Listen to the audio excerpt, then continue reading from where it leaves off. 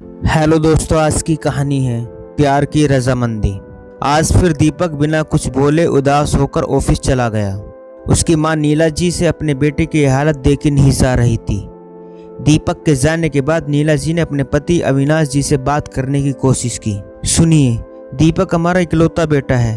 क्या उसकी खुशी से बढ़कर हमारे लिए कुछ है? आप क्यों नहीं उससे उसकी खुशी, उसका प्यार लौटा देते?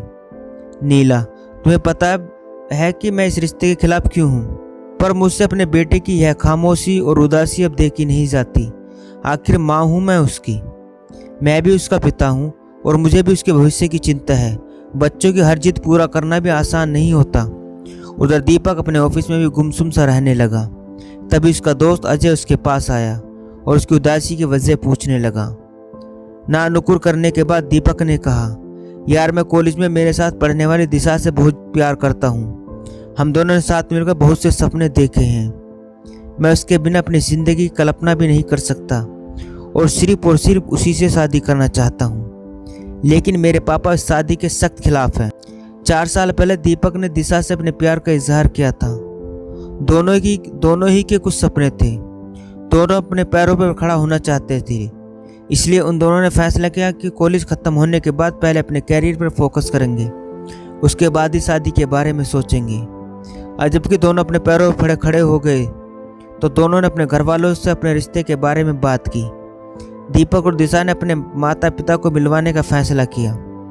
दोनों के ही घर वाले दोनों से बहुत प्यार करते थे, लेकिन जहाँ दीपक के पिता रीति रिवाज और कुंडली मिलान को अधिक महत्व देने वाले थे, उधर दूसरी ओर दिशा के पिता प्रेम विवाह के सख्त खिलाफ थे। पहली मुलाकात में दीपक के पिता ने कहा, आपकी बेटी हमें पसंद है, लेकिन जब तक दोनों की कुंडली नहीं मिल जाती तब तक इस रिश्ते में के लिए मैं कोई हामी नहीं भरने वाला। दिशा के पापा ने भी ज़्यादा बातचीत नहीं की, क्योंकि यह रिश्ता होना उन्हें नागवार था। हालांकि दीपक उन्हें बहुत पसंद आया, लेकिन फिर भी प्रेम विवाह नाम से ही उन्हें नफरत थी, क्योंकि उन्हें लगता था कि अगर उनकी बेटी अपनी पसंद से विवाह करेगी तो समाज में उनकी जान, मर्यादा और प्रतिष्ठा की हानि होगी। फिर दीपक के पापा ने दीपक और दिशा की कुंडली मिलाई और उनके अनुसार दोनों के ज़्यादा ही गुण नहीं मिले, इसलिए उन्हें इस रिश्ते से भी आपत्ति थी। फिर भी दोनों परिवार अपने बच्चों की खुशी के लिए एक बार फिर से मिलने के लिए तैयार हो गए। अब की बार दीपक और दिशा की उम्मीद की एक किरण नजर आई। दोनों काफ़ी खुश थे।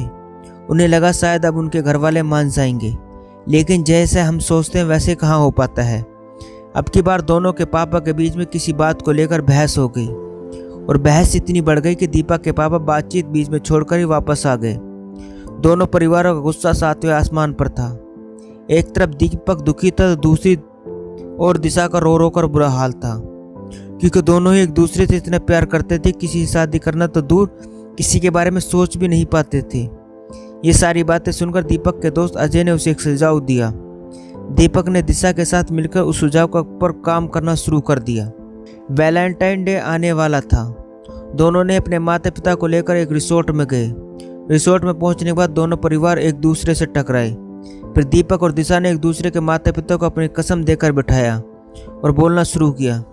दीपक ने कहा, मम्मी पापा, मैं और दिशा आप दोनों से बहुत प्यार करते हैं। आपकी इच्छा के विरुद्ध कोई कार्य नहीं करेंगे।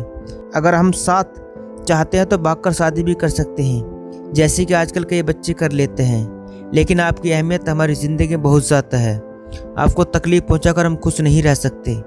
फिर दिशा ने कहा, आप लोग भले ही इस रिश्ते से इनकार कर दें, कोई बात नहीं, लेकिन इतना तो तय है कि हम किसी और से शादी करना तो दूर सोचेंगे भी नहीं।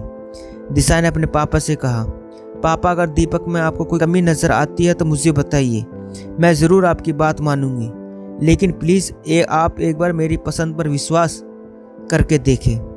दीपक ने कहा, पापा आपको सिर्फ हमारी कुंडली के गुण कम मिले, इस बात से परेशानी है, लेकिन आप ही बताइए कि रोहित दीपक का चचेरे भाई की कुंडली तो बहुत अच्छी से मिलाई गई थी, फिर भी उसका और भाभी का तलाक हो गया।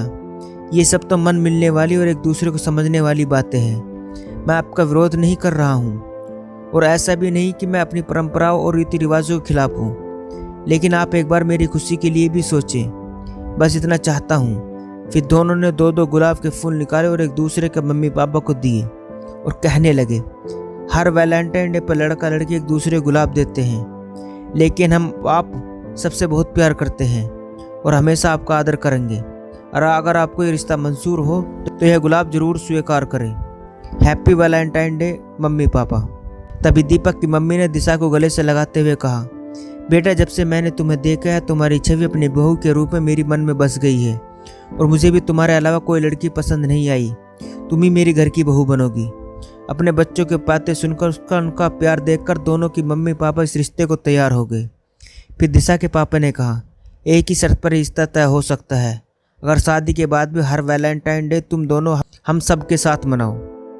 उसकी यह बात सुनकर सब लोग ठाके मारकर हंस दिए और आखिरकार उनके प्यार को रजामंदी मिल गई और दो प्यार करने वाले हमेशा हमेशा के लिए शादी के बंधन में बंधकर एक दूसरे के हो गए।